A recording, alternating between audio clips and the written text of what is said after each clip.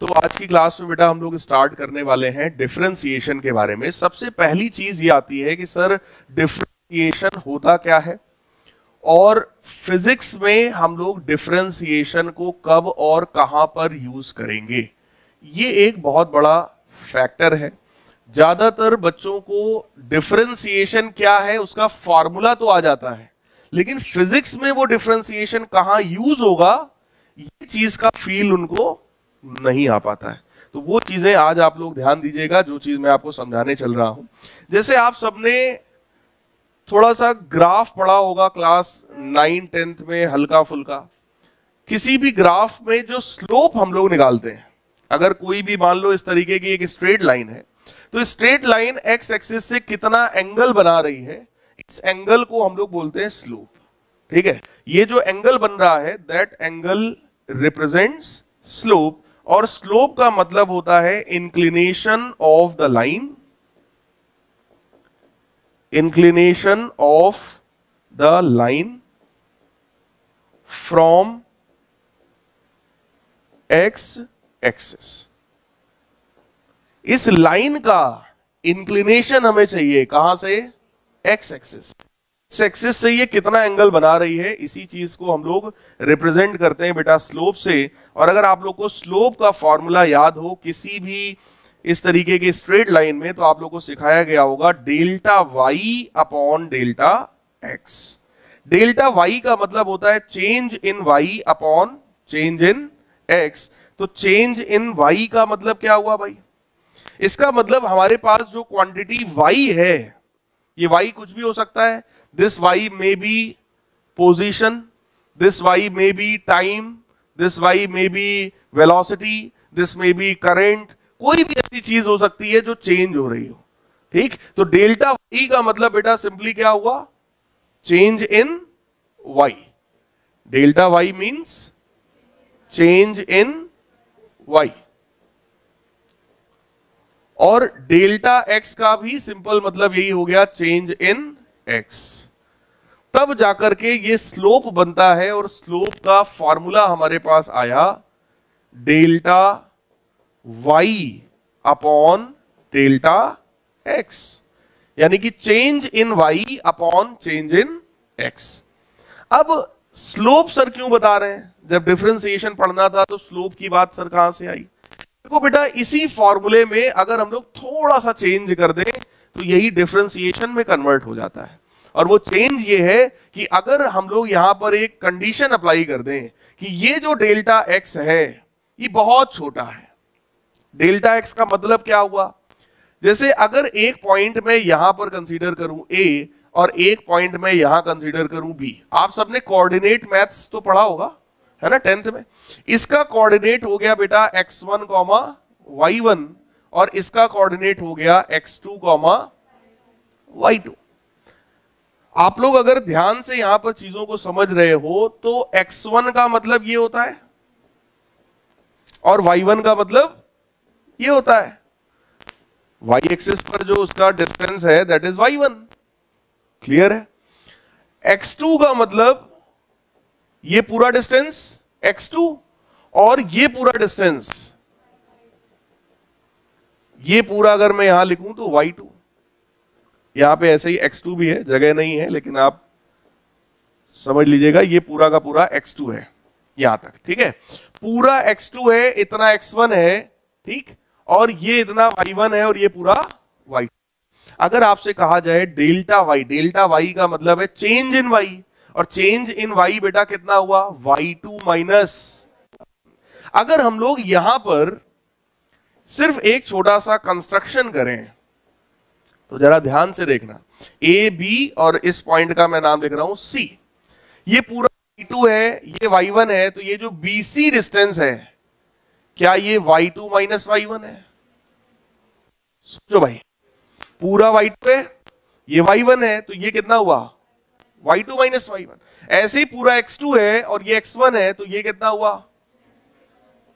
This is x2 minus, क्या यही delta y है, यस, चेंज इन y। क्या यही डेल्टा x है, चेंज इन x। बात समझ में आ रही है। तो इसका मतलब ये हुआ कि ये जो स्लोप है सर, इस स्लोप को हम लोग लिख सकते हैं y2 minus y1 upon x2 minus x1। अगर इस एंगल के टर्म्स में हम लोग लिखना चाहें तो बोलो सेम चीज को हम परपेंडिकुलर अपॉन बेस भी बोल सकते हैं। अगर ये एंगल थीटा है तो बोलो ये भी कितना है, थीटा। तो क्या इसी को tan थीटा बोल सकते हैं? भाई tan थीटा का फॉर्मूला क्या होता है, परपेंडिकुलर अपॉन बेस। परपेंडिकुलर है BC और बेस कितना है AC, तो क्या यही tan थीटा भी है? मतलब जो हम लोग पढ़ने चल रहे हैं डिफरेंशिएशन, उसका लेना देना किसी भी ग्राफ के स्लोप से होता है। तो पढ़ने चल रहे हैं उसका कनेक्शन किससे है भाई? इसीलिए मैंने स्टार्टिंग कहां से किया, स्लोप से। क्लियर? अब चेंज जरा देखो जिसकी मैं बात कर रहा था, वो चेंज ये है कि अगर ये डेल्टा x छोटा हो जाए तो सोचो क्या डेल्टा y अपने आप छोटा हो जाएगा? सोचो, अगर अभी डेल्टा x ये है ना, तो डेल्टा y ये है। अगर डेल्टा x केवल यहां तक हो जाए तो क्या डेल्टा y भी इतना ही हो जाएगा? बोलो भाई, अगर डेल्टा x यहां तक हो जाए, ये केवल इतना, तो क्या डेल्टा y भी इतना ही रह गया? अगर डेल्टा x यहीं तक रह जाए केवल इतना, ये जरा सा ये, तो क्या डेल्टा y भी ये रह गया जरा सा? इसका मतलब क्या हुआ? If delta x is decreasing then delta y is also decreasing। तो अगर हम लोग एक कंडीशन लगा दें जिसको मैथ्स में कहा जाता है लिमिट। लिमिट आप लोगों ने पढ़ा है क्या? अभी लिमिट पढ़ा है क्या? नहीं पढ़ा, कोई बात नहीं। लिमिट का मतलब होता है एक्सट्रीम कंडीशन। जैसे हम लोग भी कहते हैं ना अपनी लिमिट में रहो भाई। लिमिट का मतलब अपनी उस एक्सट्रीम कंडीशन को पार मत करो, वरना उसके बाद का माहौल कुछ अलग होगा। ऐसे लोग धमकी देते हैं कानपुर में कि भैया अपनी लिमिट मत पार करो, नहीं तो हो जाएगा, वो हो जाएगा। लिमिट का मतलब दैट एक्सट्रीम कंडीशन। तो मैथ्स में भी ऐसे ही अभी आप लोग लिमिट पढ़ोगे, और लिमिट ये हमें दिया गया कि डेल्टा x जो है that should be tending to 0। मतलब ये जो डेल्टा x जो इतना बड़ा था, इतना बड़ा यहां से यहां तक, ये लगभग लगभग घटते घटते घटते घटते घटते घटते कितना होना चाहिए, लगभग 0 के पास पहुंच जाए। टेंडिंग टू 0 है, इक्वल टू 0 नहीं है। ये 0 के करीब जा रहा है लेकिन 0 नहीं हुआ, क्योंकि अगर डेल्टा x 0 हो जाएगा तो खेल खत्म, फिर तो ट्रायंगल बनेगा ही नहीं। बोलो यार, फिर तो एंगल बनेगा ही नहीं। इसलिए हमसे यह बोला गया कि अगर ये डेल्टा x बहुत छोटा हो जाए तो delta y upon delta x को ही हम लोग क्या लिखेंगे, dy बाई dx। कुछ समझ में आया? अगर हमारे पास, ध्यान से सुनिएगा, अगर समझ में आया तो भी, नहीं समझ में आया तो भी ध्यान से सुनो, अभी आने लगेगा अपने आप। अगर दो क्वांटिटी हमारे पास हो और दोनों ही चेंज हो रही हो, दो क्वांटिटी हो और दोनों ही चेंज हो रही हो, तो चेंज इन y अपॉन चेंज इन x लिखेंगे, उसको स्लोप बोलते हैं। और उसमें भी अगर हम कंडीशन लगा दें कि डिनोमिनेटर हमारा बहुत छोटा हो गया, अगर डिनोमिनेटर बहुत छोटा हो गया तो बोलो न्यूमरेटर अपने आप छोटा हो जाएगा। क्लियर? उसी को बोलते हैं dy बाई dx। तो यहां पर दो चीजें आ गई कि सर डेल्टा x है और इधर लिखा dy बाई dx, मतलब चीजें आ गई, एक डेल्टा और एक d। डेल्टा का मतलब होता है बेटा finite change. Delta means finite change, और d का मतलब होता है वेरी वेरी स्मॉल चेंज। किसी क्वांटिटी में अगर बहुत ही ज्यादा छोटा सा चेंज आ जाए तो उसको d बोलते हैं। डेल्टा और d में डिफरेंस समझ में आया? बोलो भाई। जैसे अगर आज की क्लास का ड्यूरेशन हम पूछे तो वो मान लो 1 आवर है, 1 घंटे की क्लास है, और अगर इसी टाइम ड्यूरेशन को कम करते जाए, कम करते जाए, कम करते जाए, आपसे कोई कहे जिस समय शैलेंद्र सर ने सिर्फ डिफरेंशिएशन लिखा था तो वो तो एक मूवमेंट था ना, that was a very small time interval.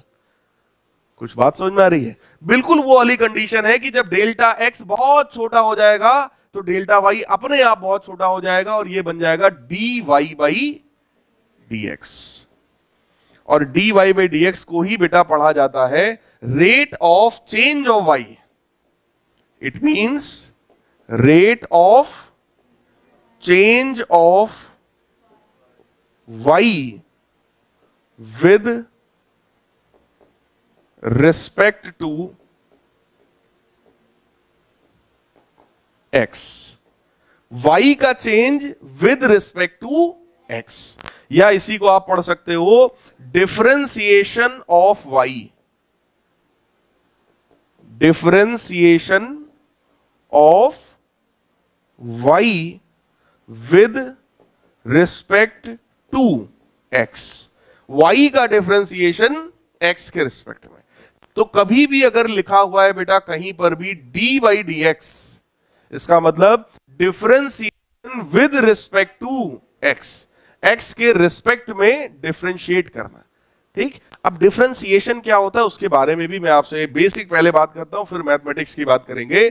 अगर आपको कोई एक काम ऐसा दे दिया जाए, जैसे मान लो हम कहें कि ये पूरा का पूरा कमरा हमको या हॉल पूरा साफ करना है, तो हॉल को अब हम कोई जादूगर तो है नहीं, हमने चुटकी बजाए एकदम साफ हो गया, काम खत्म। हम तो एक किनारे से साफ करना भाई शुरू करेंगे। तो जब कोई एक बड़ा सा काम आपको दे दिया जाता है और आप एक बार में नहीं कर पा रहे हो, तो आप उसके छोटे छोटे पार्ट्स करते हो, और उन छोटे छोटे पार्ट्स को अगर हम लोग जोड़ दें तो एक बड़ी बॉडी तैयार हो जाएगी। कुछ बात जैसे मान लो ये एक बड़ी सी लेंथ है, ए से लेकर बी तक ये एक बड़ी सी लेंथ है, और मेरे पास यही एक स्केल है, हमसे कहा जाए इसको जरा इसकी लेंथ को नापो, तो फिर तरीका क्या है? अब हम एक बार में तो नाप नहीं पा रहे, तो हम क्या करेंगे? एक बार, दो, फिर तीन, रफली 3.25। बोलो भाई, ऐसे ही तो नापोगे यार। 15 सेंटीमीटर का स्केल होता है आपके पास, आप स्केल से अगर मेजरमेंट करोगे तो 15 सेंटीमीटर, फिर 15, फिर 15, फिर 15, और यहां पे कहोगे सर 2-3 सेंटीमीटर और है, ओवरऑल अंदाजे से बता दोगे सर इतना सेंटीमीटर है। तो मतलब क्या हुआ? हम जब काम एक बार में नहीं कर पा रहे थे तो हमने उसके छोटे छोटे पार्ट्स किए। जब भी आपको फिजिक्स में कोई क्वेश्चन, कोई डेरिवेशन, कोई न्यूमेरिकल पढ़ के ऐसा फील आए कि यार ये काम हमसे एक बार में नहीं हो पाएगा, तो वहां पर क्या इन्वॉल्व होगा? डिफरेंशिएशन। जैसे आप सब क्लास 10th पास होकर आए हैं, है ना? इलेक्ट्रिक पोटेंशियल आप लोगों ने क्लास 10 में पढ़ा होगा। इलेक्ट्रिक पोटेंशियल का बेटे डेफिनेशन क्या था?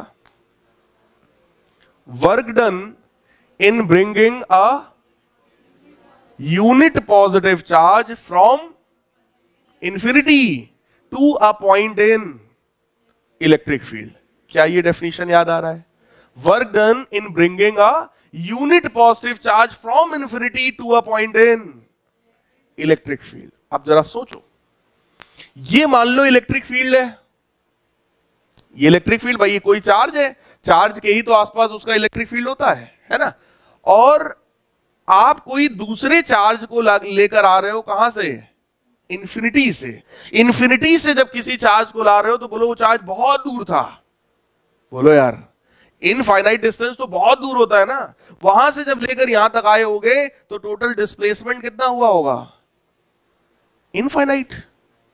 बोलो यार, अगर हम किसी चीज को 500 किलोमीटर से लेकर के आ रहे हैं तो कितना लेके आए हैं? 500 किलोमीटर। और हम कहे 5000 किलोमीटर से ला रहे हैं तो, और हम बोले इनफाइनाइट डिस्टेंस से ला रहे हैं तो इनफाइनाइट। अब आप मुझे बताओ, अगर मुझे कैलकुलेट करना वर्क, क्योंकि डेफिनेशन तो यही है, electric potential is defined as the work done in bringing a unit positive charge. Work done, work चाहिए ना, वर्क का बेसिक फॉर्मूला तुमने 9th में पढ़ा। आप बोलोगे सर वर्क बराबर होता है फोर्स इंटू डिस्प्लेसमेंट। ये फॉर्मूला कभी पढ़ा है? Force into displacement. अब फोर्स कुछ भी हो, लेकिन हमको ये पता है कि डिस्प्लेसमेंट कितना है, तब तो भाई साहब वर्क कितना करना पड़ेगा? इनफाइनाइट। और अगर इनफाइनाइट वर्क करना पड़ेगा तो पोटेंशियल जिसका फॉर्मूला होता है W/Q, ये हमेशा ही कितना होगा? तब तो 1 वोल्ट, 2 वोल्ट, 5 वोल्ट, 10 वोल्ट कभी होना ही नहीं चाहिए। बोलो यार, इसका मतलब क्या है? इसका मतलब सर कुछ तो लोचा है, कुछ तो यहां पे गड़बड़। भाई डेफिनेशन तो सही है, इंफिनिटी से लेकर आते हैं तो डिस्प्लेसमेंट कितना कराया होगा? इनफाइनाइट। और अगर मैं यहां इनफाइनाइट रख दूं तो वर्क इनफाइनाइट हो ही जाएगा 100%। वर्क इनफाइनाइट हो गया, वर्क अपॉन चार्ज बेटा पोटेंशियल होता है, मतलब पोटेंशियल भी कितना हो गया? इनफाइनाइट। इसका मतलब तब तो हमेशा किसी भी पॉइंट का पोटेंशियल कितना होना चाहिए, लेकिन क्या हमेशा इनफाइनाइट होता है? नहीं, कभी 10 वोल्ट, कभी 5 वोल्ट। तुमने बहुत सारे ऐसे क्वेश्चंस पढ़े होंगे जिसमें 2 वोल्ट, 10 वोल्ट, 5 वोल्ट, 4 वोल्ट दिया होगा। तो वो आखिर क्या चीज है? इसका मतलब सर में ये एक बार में यहां से यहां तक का वर्क हम कैलकुलेट नहीं कर सकते, तो हम क्या करेंगे, इसका एक पहले छोटा सा पार्ट लेंगे। लेट अस सपोज चार्ज को हम ए से किधर लेके गए भाई, इधर से उधर ला रहे ना, तो हमने पहले एक छोटा सा डिस्टेंस इसका कंसीडर किया, और ये छोटा सा डिस्टेंस होएगा dx। क्या होगा? dx। dx का मतलब ये हो गया, इस तरह के अगर छोटे छोटे ढेर सारे डिस्टेंसेस को लेकर अगर मैं जोड़ दूंगा तो कभी ना कभी ऐसा आएगा कि वो टोटल डिस्टेंस इनफाइनाइट हो जाएगा। बोलो, बात समझ में आ रही है? मतलब फिजिक्स में जब कभी तुम्हें कोई ऐसा चीज देख करके ये फील आए कि हम एक बार में कैलकुलेट नहीं कर पा रहे हैं, तो फिर हम वहां पर क्या यूज करेंगे? डिफरेंशिएशन का। क्या ये बात समझ में आई? दूसरा एग्जांपल आपको देते हैं कि अगर हमें अपना ब्लड टेस्ट कराना है, तो आप क्या करते हो? अपनी बॉडी से 5 ml ब्लड का सैंपल देते हो। 5 ml, 10 ml आप ब्लड का सैंपल देते हो ना, या पूरा निकाल देते हो, ले जाओ चेक करके ले आना, बाद में पी लेंगे वापस, ऐसा तो होता नहीं है। 5 ml का आप सैंपल देते हो, क्यों? क्योंकि पूरा ब्लड हम दे नहीं सकते, निपट जाएंगे। पूरा हम दे नहीं सकते, वो हमसे काम हो नहीं पाएगा। तो हम पूरा जब काम नहीं कर पा रहे हैं, तो हमने क्या किया? छोटा सा सैंपल निकाल के दिया। तो वो सैंपल देना ही क्या है? डिफरेंशिएशन। आपको एक पूरा आम दे दिया गया, इस समय आम का सीजन है, अब पूरा आम दे दें तो क्या पूरा इसे भर लेंगे हम अंदर सीधे? गया, हाथी तो है नहीं हम लोग, पूरा तो एक बार में हो नहीं पाएगा। तो हम उसके क्या करते हैं? छोटे छोटे पार्ट्स करते हैं, नहीं तो उसको दांत से काट काट के खाते हैं। बोलो यार, तो मतलब जब काम एक बार में नहीं हो पा रहा, तो आप उसके क्या करेंगे? छोटे छोटे पार्ट्स करेंगे। जब भी फिजिक्स में ऐसा आपको लग जाए कि यार यहां पर एक बार में नहीं हो पा रहा, तो छोटे छोटे पार्ट्स करेंगे, और वहां पर सर्टेनली क्या यूज होगा? डिफरेंशिएशन। तो फिजिक्स में डिफरेंशिएशन कहां यूज होता है, इस बात का फील आना बहुत ज्यादा जरूरी है। और मैं आपको बताऊं, डिफरेंशिएशन आप तभी यूज करोगे जब पहली बात हमारे पास 2 क्वांटिटीज हो और दोनों ऐसी हो कि वो दोनों चेंज हो रही हैं, क्योंकि delta Y upon delta X था, change in Y upon change in X था। तो 2 क्वांटिटी होनी चाहिए, और दोनों कैसी होनी चाहिए? वेरिएबल, दोनों चेंज हो। जैसे डिस्टेंस और टाइम की बात कर लो, टाइम तो बोलो हमेशा ही चेंज होता है, टाइम तो किसी के लिए रुकता नहीं कभी भी, ठीक। और अगर उस टाइम के चेंज होने के साथ साथ मैं कुछ आगे बढ़ गया, तो बोलो डिस्टेंस भी चेंज हो रहा है, पोजीशन चेंज हो रहा है। तो यहां पर हम डिफरेंशिएशन की बात कर सकते हैं। बात समझ गई? अगर आपके पास 2 चीजें हो और दोनों चेंज हो रही हो, तब आप डिफरेंशिएशन की बात करोगे, पहला कंडीशन। दूसरा कंडीशन यह है कि जब कोई काम एक बार में नहीं हो पा रहा है, तो हमने उसके छोटे छोटे पार्ट्स किए, तो वहां भी हम डिफरेंशिएशन की बात करेंगे। तीसरी बात, अगर कभी भी किसी ग्राफ में बोले स्लोप बताओ, तो भी हम डिफरेंशिएशन की बात करेंगे, क्योंकि वो तीनों फॉर्मूले, तीनों चीजें जो है वो डेल्टा वाई बाई डेल्टा, ठीक। ये था डिफरेंशिएशन का फंडामेंटल बेसिक। थोड़ा मोड़ा तुम्हारे दिमाग में गया होगा, 40-50% जितना भी मैंने बताया है, और उतना बहुत है इस एज में, ठीक। अब इसके आगे की बात करते हैं। जो 100% आपके दिमाग में जाएगा वो है इसका formula, d by D x of x to the power n। अगर लिखा है x की पावर n का डिफरेंशिएशन बेटा हमें करना है x के रिस्पेक्ट में, तो मैथ्स में इसका आप लोगों को simple formula, straightforward formula पढ़ाया जाएगा, n x to the power n minus 1। देखो यार, ये ह्यूमन टेंडेंसी होती है कि अगर हम लोग कोई चीज पहली बार पढ़ते हैं जो हमने कभी भी देखा नहीं है आज के पहले, तो वो एक बार में दिमाग में 100% क्लियर नहीं हो पाती है। वो उसमें लगेगा समय, 1 दिन, 2 दिन, 3 दिन, 4 दिन लगेगा। और अभी हम लोग अगले 4-6 दिन, 10 दिन तक डिफरेंशिएशन को डायरेक्टली इनडायरेक्टली यूज कर रहे हैं, तो आपके दिमाग में 100% वो बैठ जाएगा। डालना चाहता हूं, क्योंकि कुछ भी इसी चीज को कभी आज ऐसे तो कभी कल वैसे, वो घुमा फिरा के आपको बार बार वही सब चीजें बताई जाएंगी, तो दिमाग में धीरे धीरे वो स्टिक करेगा। बात समझ में आया? डिफरेंशिएशन का यूज मैंने 3 जगह आपको बताया। स्लोप में जब कोई काम एक बार नहीं हो पा रहा, पार्ट्स हमने किया, और तीसरा जब 2 क्वांटिटी हो और दोनों चेंज हो रही हो। 3 कंडीशंस है, 3 की बात जैसे जैसे आएगी मैं आपको बताता जाऊंगा। फिलहाल ये एक सिंपल डायरेक्ट फॉर्मूला है, इसमें हमको कहीं कोई दिमाग लगाने की जरूरत नहीं है। अब अगर हमसे कहा गया D by D x of बेटा एक्स स्क्वायर बताओ, इसका मतलब सिंपल है, n की जगह क्या रखा है 2, तो आप भी यहां 2 रखो, 2x की पावर 2 माइनस 1 यानी कि 1, यानी इसको मैं क्या लिख सकता हूं 2x। आपसे कहा जाए d by D x of x to the power 7, तो ये कितना बनेगा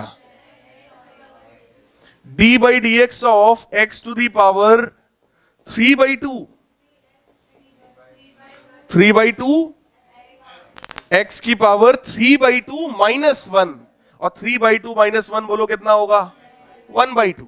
आपसे कहा जाए d by D x of x to the power minus 9 by 2, आप डिफरेंशिएट करोगे बोलो क्या आएगा माइनस 9 बाई 2 x की पावर माइनस 9 बाई 2 माइनस 1, तो माइनस 11 बाई 2। एलसीएम लेना है वो तो आप ले ही लोगे, ठीक है, बनेगा माइनस 9 बाई 2 एक्स की पावर माइनस 11 बाई 2। बिल्कुल इसी तरीके से अगर बेटा आपसे कहा जाए d by D x of x, इसका मतलब पावर में क्या है 1, पावर में क्या है 1, और अगर पावर में 1 है तो हम भी यहां 1 रखेंगे, बनेगा 1 एक्स की पावर 1 माइनस 1, तो बनेगा 1 एक्स की पावर 0, और एक्स की पावर 0 भी 1 होता है, तो 1 इंटू 1 1। इसका मतलब एक रूल, एक फार्मूला आपके पास और आ गया कि d by D x of x is equal to 1। इसको आप पढ़ोगे x का डिफरेंशिएशन x के रिस्पेक्ट में कितना होता है भाई 1, x का डिफरेंशिएशन x के रिस्पेक्ट में 1। ये कैंसिल नहीं हुआ बेटा, d से d उड़ा दो, x से x उड़ा दो, ऐसा नहीं है। ये d बाई डी एक्स तुमको ये शो करता है कि तुम्हें डिफरेंशिएशन करना है, बात समझ रहे हैं। जैसे लिखा हुआ है 2 प्लस 5, तो बीच में जो प्लस लगा हुआ है वो ये शो करता है कि जोड़ना है, बात समझ रहे हैं ना, कहीं भी काटे पीटेंगे नहीं कभी भी, ठीक, बिल्कुल उसी तरीके से ये d और dx ये सब कैंसिल नहीं होता कभी भी, ये शो कर रहा है कि आपको डिफरेंशिएशन किसके रिस्पेक्ट में करना है x के, लेकिन चांस की बात है कि इसकी वैल्यू कितनी आती है 1।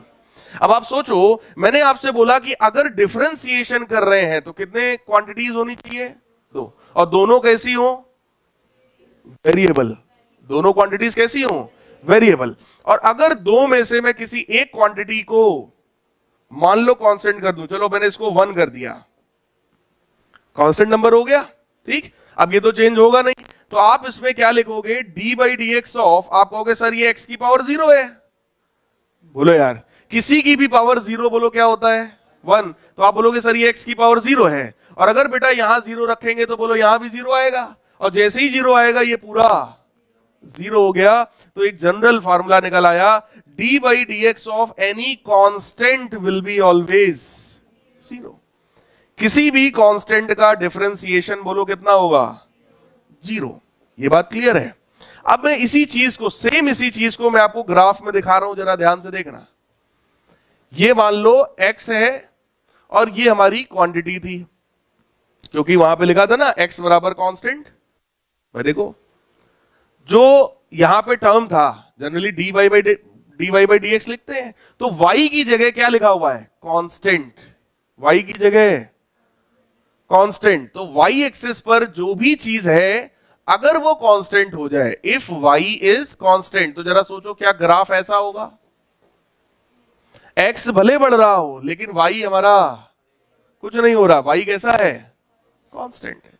और डिफरेंशिएशन का लेना देना बोलो ग्राफ के स्लोप से होता है, स्लोप का मतलब inclination of the line from x axis, बोलो यार स्लोप का मतलब क्या होता है inclination of the line from x axis. तो जरा चेक करिए, ये जो लाइन है ये तो एक्स एक्सिस के पैरेलल है, इसका इंक्लिनेशन बेटा कितना है, यहां से कितना एंगल बना रहा है ये एक्स एक्सिस से, कितना बना रहा है 0, एंगल ही नहीं बना रहा भाई, पैरेलल है, दो पैरेलल लाइंस के बीच का एंगल कितना होता है 0। इसका मतलब क्या, ये लाइन एक्स एक्सिस के साथ 0 डिग्री का एंगल बना रही है, पक्की बात। अगर इसका एंगल, इसका इंक्लिनेशन 0 डिग्री का है तो बोलो tan 0 भी 0 होता है। तो इस लाइन का स्लोप कितना हुआ जीरो। और स्लोप का नॉर्मली मतलब क्या होता है, delta Y upon delta x, और उसी में अगर डेल्टा एक्स छोटा हो जाए तो वही dy बाई डी एक्स है। बोलो भाई, तो इसका differentiation dy by D x क्या होना चाहिए। और इसके पहले जब हमने इसी चीज को फार्मूला से देखा तो फार्मूला तो सीधे सीधे कह ही रहा है, क्योंकि x की पावर जीरो है तो यहाँ n की जगह जीरो रखो, जैसे रखोगे जीरो पूरा जीरो हो जाएगा। तो कांस्टेंट का डिफरेंशिएशन हमेशा कितना, जीरो। क्यों, क्योंकि हमें दो क्वांटिटी चाहिए थी और दोनों वेरिएबल होनी चाहिए थी, लेकिन यहां पर एक ये तो वेरिएबल है, लेकिन जो दूसरा क्वांटिटी था वो कैसा है, कांस्टेंट। तो दो में से कोई भी एक कांस्टेंट होगा तो स्लोप कितना होगा, जीरो। डिफरेंशिएशन कितना होगा, जीरो। क्या ये बात क्लियर है। x का डिफरेंशिएशन x के रिस्पेक्ट में कितना होता है, 1। अभी इसके पहले आया था, देखो भाई, x का x के रिस्पेक्ट में 1, तो ऐसे ही t का डिफरेंशिएशन t के रिस्पेक्ट में, दैट विल बी ऑल्सो 1। तो d by D T of t that is also 1। d by D T of, जैसे अगर लिखा हो d by D P of p that will be also 1। तो ये variable आप बदल सकते हो, ऐसा नहीं कि हमेशा x ही रहेगा, y हो सकता है, t हो सकता है, p हो सकता है, कोई भी क्वांटिटी जो चेंज हो रही हो वो हो सकता है। क्लियर। डिफरेंशिएशन का एक मतलब मैंने आपको और बताया जो कि था स्लोप, और स्लोप का मतलब क्योंकि था delta y by delta x, तो delta y by delta x का एक मतलब और हो सकता है quantity on y axis upon quantity on x axis. तो स्लोप का एक फॉर्मूला और है, quantity on y axis upon quantity on x axis. क्या इतनी चीजें पूरी समझ में आपको आ गई हैं, स्लोप वगैरह समझ में आया। स्लोप का लेना देना बेटा किससे होता है, डिफरेंशिएशन से, so that is dy by dx। और इसका जो बेसिक ये वाला फॉर्मूला था, ये फॉर्मूला समझ में आ गया सबको, है ना। अब आते हैं कुछ ट्रिग्नोमेट्रिक फंक्शंस है हमारे पास, उसका differentiation. d by D x of, अगर लिखा हुआ है बेटा साइन x, तो साइन x का डिफरेंशिएशन क्या होता है, cos x। d by D x of cos x, cos x का डिफरेंशिएशन क्या होता है, माइनस साइन x। फिजिक्स में हमको ट्रिग्नोमेट्री में केवल यही दो डिफरेंशिएशन की रिक्वायरमेंट है, और ज्यादा की रिक्वायरमेंट नहीं है। पहला फॉर्मूला हमने आपको इसके पहले वाला सिखाया था, ये वाला, that was our first formula जो डिफरेंशिएशन में रिक्वायर्ड है। क्लियर। दूसरा फॉर्मूला हमारे पास ये वाला है, ठीक। तो ये दो समझ लो फॉर्मूले का एक सेट हो गया ट्रिग्नोमेट्री के, कि साइन एक्स का डिफरेंशिएशन cos x और cos x का डिफरेंशिएशन माइनस साइन x। बाकी tan, cot, cos x, sec का भी होता है, लेकिन उसका फिजिक्स भी आपको जरूरत नहीं, मैं आपके दिमाग में बहुत ज्यादा लोड नहीं डाल रहा हूं, उसको अभी आप छोड़ दीजिए। एक और हमारे पास एक दो फॉर्मूले हैं। Differentiation of log x is 1 by x। अब बात आई सर ये log x क्या होता है। लॉग किसी भी नंबर को लिखने का, रिप्रेजेंट करने का एक तरीका होता है, अगर वो नंबर एक्सपोनेंशियल नंबर है तो। जैसे कोडिंग होती है तो है काम वही कि भाई चाय कैसे बनाना है, अब उसी को कोई नॉर्मली बताएगा कि दूध ले लो, पानी ले लो, चीनी डालो, ये डालो, वो डालो, ऐसे करो, बन जाएगा। और सेम उसी चीज को अभी कोई बोले आपसे जावा में लिखना है, सी लैंग्वेज में लिखना है, C++ में लिखना है, आप लोग पढ़ रहे होंगे पाइथन में लिखना है, कंप्यूटर में पढ़ाया जाता है ना ये लैंग्वेजेस। सेम चीज को अब लैंग्वेज में लिखना है तो लैंग्वेज में लिखने का स्टाइल अलग है। बोलो भाई, वही काम यहां पर है कि अगर लिखा हुआ है 2 की power 3 is equal to 8, simple चीज है। अब इसी को अगर हमें दूसरे फॉर्म में लिखना हो तो हम इसको लिखेंगे it is log of 8 at the base 2 and it's value is 3। बात कुछ समझ में आई। सेम चीज ये है, वही सेम चीज ये है, बस इसको लॉग के टर्म्स में लिखा। तो जो पावर वाले नंबर्स होते हैं उनको लिखने का एक दूसरा तरीका क्या है, लॉग। पावर वाले नंबर्स को बोलते हैं एक्सपोनेंशियल नंबर। एक्सपोनेंशियल टर्म्स को लिखने का एक तरीका है लॉग। अभी मैं एक दिन आप लोगों को लॉग ये काफी फिर डिटेल में पढ़ाऊंगा कि आपको इसका जो भी बेसिक है, फंडामेंटल, वो सब समझ में आ जाए। अगर लिखा हुआ है log a, इसको पढ़ते हैं ऐसे, log of a at base b बराबर c। a का log है, बेस में क्या है b, यहां नीचे जो भी लिखा होता है इसको हम लोग बोलते हैं बेस। तो बताइए जरा, अगर ऐसे लिखा हुआ है तो उसको इस फॉर्म में कैसे लिखेंगे? b की power c is equal to a। क्या ये बात समझ में आई? क्लियर है? तो ये log सिर्फ नंबर को लिखने का एक तरीका है। तो आपके पास एक डायरेक्ट फार्मूला आ गया कि log x का डिफरेंशिएशन x के रिस्पेक्ट में कितना है? 1 by x। Similarly d by D x of e की पावर x, e जो होता है बेटा वो एक्सपोनेंट होता है, e की वैल्यू होती है 2.7, e की वैल्यू क्या है? 2.7, और इसका जो डिफरेंशिएशन है वो सेम होता है, दैट इज e की पावर x। तो ये दो चीज को अभी फिलहाल आप डायरेक्ट एक फार्मूला के तौर पर समझो कि log x कभी भी लिखा होगा तो डिफरेंशिएशन करेंगे 1 बाई x, e की पावर x लिखा होगा डिफरेंशिएशन हमेशा लिखेंगे e की पावर x, कोई चेंज नहीं। मेन हम आपको बता दें, फिजिक्स में इसकी जरूरत थोड़ा मोड़ा पड़ेगी जब आप 12th में पहुंचोगे, तब तक आपको ये सब थोड़ा मोड़ा समझ में आ गया होगा, log क्या है, e की पावर x क्या है, क्योंकि अभी मैथ्स में भी आएगा, है ना। और तब तक एक आध बार मैं आपको log अभी डिटेल में पढ़ा दूंगा, किसी संडे को log पढ़ा देंगे पूरा शुरू से आखिरी तक कि log क्या होता है, तो आपको पूरा फंडामेंटल इसका समझ में आ जाएगा। log से ही जुड़ा हुआ है e, ये जो एक्सपोनेंशियल टर्म है e एक्सपोनेंट, इसका लेना देना log से ही है। तो जब log डिटेल में बताएंगे तो तुम्हें समझ में आएगा। फिलहाल तुम अभी ये समझ सकते हो कि e एक कांस्टेंट नंबर है जिसकी पावर में क्या चढ़ाया है? x। अब डिफरेंशिएशन देखो, थ्योरेटिकली समझ में आ गया होगा डिफरेंशिएशन क्या है, बड़ी सी चीज को छोटे छोटे पार्ट में कन्वर्ट करने का एक प्रोसेस है डिफरेंशिएशन। क्लियर? दो तीन फॉर्मूले इंपॉर्टेंट है, वो आपको पता होना चाहिए। सबसे इंपॉर्टेंट था इसके पहले वाला फॉर्मूला, पहला वाला जिसकी हमने प्रैक्टिस आपको करा दी है, सिंपल फॉर्मूला है, लगा देना आ जाएगा। दूसरा एक दो बस ये पता होना चाहिए, साइन एक्स का डिफरेंशिएशन cos x और cos x का होता है माइनस साइन x। log और e की पावर x का काम आएगा 12th में, तब तक आपको अपने आप ये हो चुका होगा। ठीक, अभी बस ये लिखवा दे रहे हैं कि आपकी कॉपी में होना चाहिए कि हाँ भाई ये फॉर्मूला भी होता है।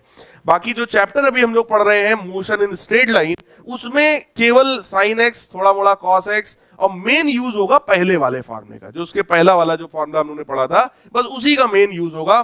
फिजिक्स में ये फील आना जरूरी है कि भाई ये डी क्या है। जैसे आप लोग सोचो, एक क्वेश्चन आप लोग को सॉल्व कराया था एरर का प्रीवियस क्लास में, या उसके भी प्रीवियस वाली क्लास में एक एरर का क्वेश्चन हम लोग सॉल्व कर रहे थे, जहां पर मैंने बोला था कि बेटा जब डिफरेंशिएशन पढ़ लोगे तो थोड़ा और समझ में तुमको आएगा।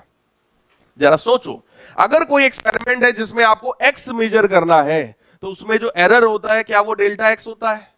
डेल्टा एक्स का मतलब एरर इन एक्स। क्या उसी डेल्टा एक्स को मैं डीएक्स भी बोल सकता हूं अगर वो एरर बहुत छोटा हो? और बोलो जो अलाउड एरर होता है वो हमेशा ही बहुत छोटा होता है। भाई गलतियां बहुत ज्यादा तो अलाउ होंगी नहीं, आपको बहुत ही कम एरर हमको अलाउ होता है, का मतलब उसी डेल्टा एक्स को मैं डीएक्स भी कह सकता हूं। और वहां क्वेश्चन में जहां पर आपको निकालना था डेल्टा आर, सेम उसी जगह पे क्या निकाला था? D R. तो इसी वजह से, क्योंकि डेल्टा और डी दोनों लगभग सेम चीजें हैं, अगर डेल्टा बहुत छोटा हो जाए तो क्या बन जाता है? डी। कुछ बात समझ में आई? अभी उस क्वेश्चन की भी बात करेंगे एक दिन, तब आपको वो चीजें और समझ में आएगी। फिलहाल डिफरेंशिएशन, अभी ये इतना पॉइंट क्लियर है।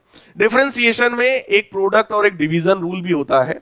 अगर हम लोग बेटा प्रोडक्ट रूल की बात करें, प्रोडक्ट रूल की अगर हम लोग बात करें तो d by D x of f x into g x, f x और जी एक्स का मतलब होता है function of x. Function of x का मतलब है ये एक्स से मिल करके बना हुआ है। जैसे अगर लिखा हुआ है एफ एक्स, तो एफ एक्स हो सकता है साइन एक्स, हो सकता है साइन एक्स स्क्वायर, हो सकता है x square plus 2x plus 3, हो सकता है 7x माइनस 9, मतलब एक्स से मिल करके बना होगा। gx लिखा है तो उसका भी मतलब वही है कि वो भी x से मिलकर के बना होगा। और क्योंकि दो चीजों का प्रोडक्ट है, इसलिए रूल का नाम क्या है? Product rule. तरीका बड़ा सिंपल है, fx को बाहर निकालो, डिफरेंशिएशन ऑफ gx, प्लस इस बार gx को बाहर निकालो, डिफरेंशिएशन ऑफ fx। रूल एकदम सिंपल है, इसमें कुछ भी कठिन नहीं है। पहले एक को बाहर निकालो और दूसरे को डिफरेंशिएट करो, फिर दूसरे को बाहर निकालो और पहले को डिफरेंशिएट करो। ये पॉइंट समझ में आया कि नहीं आया? तो ये आपका इसका फॉर्मूला आ गया है। अब इस पर एक छोटा सा क्वेश्चन देखो, एग्जाम्पल। अगर हमसे कहा जाए D by D x of x square sine x, तो जरा सोचो, एक्स स्क्वायर एक्स से मिलकर बना है तो ये एक्स का फंक्शन है, साइन एक्स भी एक्स से मिलकर बना है तो ये भी एक्स का फंक्शन है, और दोनों चीजों का क्या है? प्रोडक्ट, और उसको हमें करना है डिफरेंशिएट। तो तरीका क्या है बेटा? एक्स स्क्वायर को बाहर करो, साइन एक्स का डिफरेंशिएशन, बोलो क्या लिखवाया था? Cos x. और इस बार किसको बाहर करना है? साइन एक्स को, और एक्स स्क्वायर का डिफरेंशिएशन बोलो 2x। सबसे पहला हम लोगों ने एक्स स्क्वायर का ही किया था। देखो भाई, ये देखो एक्स स्क्वायर का 2x, सीधे वही फॉर्मूला बस लगा रहे हैं, साइन एक्स इंटू 2x।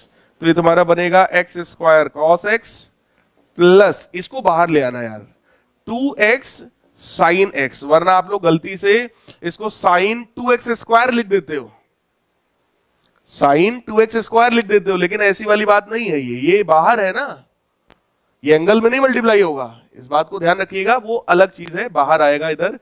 तो बन गया 2x साइन x। क्या ये चीज समझ में आ गई? सिंपल, ठीक। हालांकि फिजिक्स में ऐसे भी डेरिवेशंस या डिफरेंशिएशंस बहुत ही रेयर हैं, बहुत कम है, लेकिन छोटा मोटा बता दे रहे हैं कि क्या पता कहीं पर पूछ दिया जाए ऐसा कुछ, ठीक है। अगला होता है बेटा कोशेंट रूल। कोशेंट रूल को ही आप डिवीजन रूल भी कहते हो, मतलब यहां पर हम दो क्वांटिटीज को डिवाइड कर रहे होंगे जिसका हमें डिफरेंशिएशन करना है, जैसे fx अपॉन gx। अब यहां पर देखो बेटा तरीका क्या है, पहले डिनोमिनेटर को लिखो gx, डिनोमिनेटर लिख दिया, अब न्यूमरेटर का डिफरेंशिएशन, यानी कि D by D x of fx minus, इस बार fx को बाहर करो न्यूमरेटर को, तो डिफरेंशिएशन किसका होगा? डिनोमिनेटर का, डिवाइडेड बाई डिनोमिनेटर का स्क्वायर, gx का होल स्क्वायर। क्या ये फॉर्मूला समझ में आया? सिंपल। अब इसका यार एप्लीकेशन देख लो, D by D x of, मान लो है sine X upon X square, sine X upon X square का हमें डिफरेंशिएशन करना था, और इसका मतलब यह है एक्स स्क्वायर को रखो यहां डिनोमिनेटर, डिफरेंशिएशन किसका करना है? न्यूमरेटर का। न्यूमरेटर का बताओ जरा, कॉस एक्स, माइनस बाहर कौन होगा? न्यूमरेटर, यानी कि साइन एक्स। तो बेटा एक्स स्क्वायर का क्या होगा? 2x divided by x square का, दैट्स इट। कर लेंगे, कोई इसमें दिक्कत हो तो बताओ, हो जाएगा। और देखिए लास्ट इसमें जो आपको पता होना चाहिए वो रूल होता है चेन रूल। चेन रूल ये कहता है D by D x of sine of 2x। अब आपको मैंने बेसिक फॉर्मूला क्या बताया? साइन एक्स का डिफरेंशिएशन कॉस एक्स, लेकिन हमने फंडामेंटली बदल दिया कि x की जगह अब क्या लिखा है? 2x। तो ओरिजिनल फॉर्मूला में कुछ चेंज कर दिया। कभी भी अगर ओरिजिनल फॉर्मूला में कुछ चेंज कर दिया जाए तो आपको पहले तो साइन का डिफरेंशिएशन करो, क्या होता है? कॉस, तो बनेगा कॉस 2x। अब चेंज क्या किया? x की जगह 2x, तो उस चेंज को भी हम डिफरेंशिएट करके क्या करेंगे? मल्टीप्लाई करेंगे। जो चेंज किया, चेंज x की जगह, तो उस 2x को डिफरेंशिएट करो और मल्टीप्लाई कर दो। बात समझ में आई? जैसे मैं आपसे कहूं D by D x of cos of x square. अब सोचो कॉस एक्स का डिफरेंशिएशन क्या होता है? माइनस साइन होता है, कॉस का होता है ना माइनस साइन एक्स, तो कॉस एक्स स्क्वायर का माइनस साइन एक्स स्क्वायर। लेकिन चेंज क्या किया? कि सर आपने तो सिखाया था cos x का, लेकिन आपने पूछ लिया cos x स्क्वायर का, तो चेंज क्या हुआ बेटा, x की जगह x स्क्वायर। तो उस चेंज को डिफरेंशिएट करके मल्टीप्लाई करेंगे। क्या ये बात समझ में आई? ओरिजिनल फार्मूला में जो भी चेंज किया हो उस चेंज को डिफरेंशिएट करके क्या करना है, मल्टीप्लाई। तो बोलो 2x का अगर मैं डिफरेंशिएशन करता हूं 2 बाहर आएगा। देखो डिफरेंशिएशन में अंदर जो क्वांटिटीज होती हैं वो कैसी होती हैं, वेरिएबल। हमको कितनी क्वांटिटी चाहिए, दोनों कैसी, वेरिएबल। लेकिन क्या ये 2 वेरिएबल है? 2 तो नंबर है, कांस्टेंट नंबर है। कांस्टेंट का अंदर कोई काम नहीं होता, उसको बाहर फेंको, ये 2 बाहर आ जाएगा। अब क्या बचा, x। x का डिफरेंशिएशन x के रिस्पेक्ट में बोलो 1, और 1 का मल्टीप्लाई कर भी दें तो सेहत पर कोई फर्क नहीं पड़ेगा। तो ये डिफरेंशिएट होकर के क्या आ गया, 2 cos 2x। यहां पर जरा सोचो, माइनस x स्क्वायर का क्या होता है बेटा, 2x, तो क्या बनेगा minus 2x sine x square. Is it clear? ठीक, यही चेन रूल है, सिंपल। कभी हो सकता है फिजिक्स में आगे रिक्वायर जरूरत पड़ जाए तो उसकी हम लोग बात करेंगे। अब जैसे देखो, इसका आपको फिजिक्स में यूज दिखा रहा हूं। आप सबने करंट पढ़ रखा है ना, current, what is current, rate of flow of charge, I बराबर delta q by delta T, है ना। अब मैं आपको देखो आईआईटी में आया हुआ एक क्वेश्चन बता रहा हूं, पता नहीं क्यों आईआईटी वालों ने पूछा था, हमें समझ में नहीं आया, लेकिन पूछा था T square minus 3t plus 4।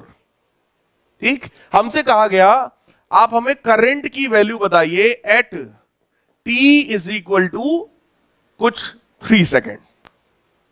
जब टाइम की वैल्यू 3 सेकेंड थी तब आप हमें करंट की वैल्यू बताइए। देखो अगर आप क्लास 10th में होते तो आपसे ऐसा क्वेश्चन ना पूछा जाता, आपसे वो सीधे बोलते कि अगर 40 कूलम का चार्ज 2 सेकेंड में फ्लो कर जाए तो करंट बताओ, 40/2।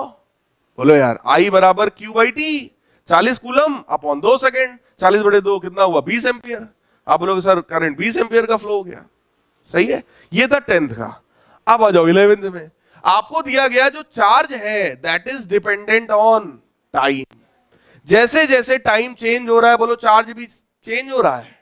और हमारे पास कितनी क्वांटिटीज आ गई, एक चार्ज और दूसरा टाइम, और दोनों बोलो चेंज हो रहा है। पक्की बात है, अगर दोनों चेंज हो रहा है तो वहां हम क्या यूज करेंगे, डिफरेंशिएशन। तो आप लिखोगे I बराबर dq बाई dt। एक चीज और सोचो, मैंने कहा था कि अगर dt लिखा है तो टाइम इंटरवल बोलो बहुत बहुत बहुत छोटा है। सही है, और इन्होंने टाइम आपसे क्या बोला, जब 3 सेकेंड का टाइम हुआ उस समय करंट क्या था, what is current at t is equal to 3 second. एक बात बताओ, time is equal to 3 second कितने समय के लिए था, just for a moment. Time किसी के लिए रुकता है क्या, t बराबर 1, t बराबर 2, t बराबर 3, t बराबर 4, t बराबर, बढ़ गया ना, रुका थोड़ी मेरे लिए कि t बराबर 3 पे घड़ी बंद हो जाएगी, नहीं। इसका मतलब क्या हुआ, टाइम तो लगातार बढ़ रहा है ना बेटा। अभी देखो बज रहा है कुछ 7 बज के देखिए 35-36 के आसपास कुछ है। अब आपसे हम कहें घड़ी में जो सेकंड वाली जो सुई है वो यहां पर कब थी, जस्ट फॉर अ मोमेंट, कि यही रुकी हुई है, वो तो बढ़ गई ना आगे। सेम काम यहां पर है, उन्होंने कहा जब t बराबर 3 सेकेंड हुआ था उस समय करंट बता दो बस। जैसे अगर आप लोग अपनी बाइक से कहीं जा रहे हो और आप कोई टर्न ले रहे हो, उस टर्निंग पर से कहेंगे बेटा वहां आपकी स्पीड क्या थी, तो उस पर्टिकुलर जगह पर स्पीड पूछी ना, कि वहीं पे तुम खड़े थे हमेशा, तुम तो मूव करते चले गए। अब हमने कहा बेटा जब तुम मुड़ रहे थे उस समय की स्पीड बता दो बस। So that time interval is very very small, इसलिए वहां पर dt की बात किया गया। और देखो एक करंट होता है I बराबर delta q by delta t. इसका मतलब है total charge flowing upon time interval. तो ये हो गया एवरेज करंट। ये क्या हो गया, एवरेज करंट, और एक फॉर्मूला हो गया dq बाई dt। और जब dq बाई dt लिखा तो बोलो dt का मतलब ही है टाइम इंटरवल बहुत बहुत, टाइम इंटरवल छोटा होगा बोलो चार्ज जो है dq अपने आप छोटा हो जाएगा। सिखाया था ना अभी, डेल्टा x जब छोटा होगा तो डेल्टा y अपने आप छोटा हो जाएगा। खुद ही सोचो यार, आपसे मैं बोलूं 0.001 सेकेंड, तो 0.001 सेकेंड में कितना चार्ज ट्रांसफर करा दोगे? हमसे कोई कहे 0.001 सेकेंड में हम कितना पढ़ा देंगे, बताओ यार। अगर टाइम इंटरवल बहुत छोटा है तो उसके साथ वाली जो क्वांटिटी है वो अपने आप छोटा हो जाएगा। कि यार आज शैलेंद्र सर ने 1 घंटे में बहुत पढ़ाया, ठीक है, पूरा डिफरेंशिएशन पढ़ा दिया 1 घंटे में, ठीक। लेकिन अगर यही टाइम इंटरवल कम करते जाओ कम करते जाओ कम करते जाओ 0.001 सेकेंड, तो 0.001 सेकेंड में हमने कितना पढ़ा दिया? बीत गया, तो मूवमेंट था, निकल गया। एक मूवमेंट में कितना पढ़ा देंगे? बहुत कम। इसका मतलब कि यहां पर बेटा अगर dq बाई dt लिखा है तो एक फॉर्मूला हो गया ये वाला dq बाई dt, इसका मतलब होता है इंस्टेंटेनियस करंट। इसका मतलब क्या है? इंस्टेंटेनियस करंट, यानी कि it is the value of current at particular instant. एक पर्टिकुलर मूवमेंट पर जो करंट था, पर्टिकुलर इंस्टेंट पर जो करंट था, उसकी वैल्यू। बात समझ में आई? ठीक। फिलहाल कॉन्सेप्ट छोड़ो, फॉर्मूले पर आते हैं। फॉर्मूला बड़ा सिंपल सा है। हमसे बोला जा रहा है भैया डिफरेंशिएट करना है तो d by D T of q, और q की वैल्यू कितनी गिवन है? t square minus 3t plus 4। तो आप मुझे बताओ t स्क्वायर का डिफरेंशिएशन 2t, माइनस 3 को बाहर करेंगे, t का डिफरेंशिएशन t के रिस्पेक्ट में 1, और 4 कांस्टेंट है उसका 0। तो क्या ये वैल्यू आ गई 2t माइनस 3? और हमसे कहा जा रहा है करंट की वैल्यू 2t माइनस 3 है, लेकिन हमें करंट कब बताओ? जब टाइम की वैल्यू 3 सेकेंड था। तो जरा चेक करना, अगर मैंने सॉल्व करके निकाला है I बराबर 2t माइनस 3, ठीक, जब टाइम की वैल्यू 0 था बेटा तब करंट माइनस 3, जब टाइम की वैल्यू 1 था तब करंट माइनस 1। बोलो यार, टाइम 2 है तब करंट 1 बाई 2 इंटू 2 4, 4 माइनस 3 1। जब टाइम की वैल्यू, जैसे जैसे टाइम बढ़ता जा रहा है बोलो करंट बढ़ता जा रहा है। लेकिन हमसे कब पूछा? जब टाइम की वैल्यू 3 है। That means at time is equal to 3 second, current is 2 into 3 minus 3, यानी कि दैट विल बी 3 एम्पियर। अब इस तरह का क्वेश्चन आईआईटी में पूछ दिया, कुछ नहीं था भाई, चार्ज गिवन है, साफ साफ बच्चा अगर कोई भी थोड़ा भी पढ़ा लिखा बच्चा होगा तो जान जाएगा टाइम चेंज हो रहा है तो चार्ज भी चेंज हो रहा है। वेरिएबल क्वांटिटीज है, अगर वेरिएबल है तो क्या यूज होगा? डिफरेंशिएशन। और हमसे बोला गया करंट बताओ, करंट होता है बेटा dq बाई dt, तो आपने उठा के डिफरेंशिएट कर दिया। टाइम की वैल्यू दे रहा था 3 सेकंड, उठा के t बराबर 3 रख दिया, 3 एम्पियर। Is it clear? तो डिफरेंशिएशन जो मैंने आज आपको स्टार्टिंग से बताया है, डिफरेंशिएशन का सिंपल सा मतलब यही है कि अगर किसी भी ग्राफ में हमसे स्लोप की बात की जाएगी तो वहां पर हम हमेशा डिफरेंशिएशन का सोचेंगे। और 10th में आप सबने ये फॉर्मूला पढ़ा है delta y by delta x, उसी में डेल्टा एक्स छोटा हो जाए तो डेल्टा वाई अपने आप छोटा हो जाएगा, वही बन जाएगा d y by D x. तो डेल्टा और डी में डिफरेंस यही था कि डेल्टा एक फाइनाइट वैल्यू है लेकिन डी एक बहुत बहुत स्मॉल वैल्यू होती है, बहुत ही स्मॉल चेंज होता है। तो सबसे पहला formula D by D x of X की power N, that was N X की पावर एन माइनस 1। एक्स का डिफरेंशिएशन एक्स के रिस्पेक्ट में 1 और कांस्टेंट का डिफरेंशिएशन 0 होता है हमेशा, ठीक। उसके बाद मैंने बताया था कि ऐसी लाइन है जो कि एक्स एक्सिस से पैरेलल है तो कितना एंगल बनाएगी? 0। तो स्लोप भी कितना होगा? 0। तो डिफरेंशिएशन भी कितना होगा? 0। तो डिफरेंशिएशन या स्लोप का एक मतलब और भी हो सकता है quantity on y axis upon quantity on x axis. अब सोचो जरा, अगर यहां पर लिखा हो टाइम और यहां पर लिखा हो वेलोसिटी, तो इस ग्राफ का स्लोप हमें क्या दिखाएगा? स्लोप क्या दिखाएगा? Quantity on y axis upon quantity on x axis. क्या वेलोसिटी अपॉन टाइम ही एक्सेलरेशन होता है? 9th में पढ़ा होगा आपने। अगर यही ग्राफ है आपका डिस्टेंस और टाइम का, यहां पर मान लो टाइम है, यहां पर आपका डिस्टेंस है, तो इस ग्राफ का बेटा स्लोप क्या दिखाएगा? Distance upon time, that is speed. इसका मतलब किसी भी ग्राफ के केवल स्लोप को देखकर उसको डिफरेंशिएट करके हम और भी किसी क्वांटिटी के बारे में अंदाजा लगा सकते हैं। अगर वो ग्राफ है चार्ज और टाइम का, तो charge upon time that is current. उस ग्राफ को देखकर आपको क्या मिल जाएगा? करंट। ठीक, तो स्लोप का ये मतलब था। बाकी ये फॉर्मूले आपके पास है, प्रोडक्ट रूल है, कोशेंट रूल है, चेन रूल है, आई थिंक समझ में आया होगा। ठीक, बाकी चीजों की बात फिर हम लोग नेक्स्ट क्लास में करेंगे।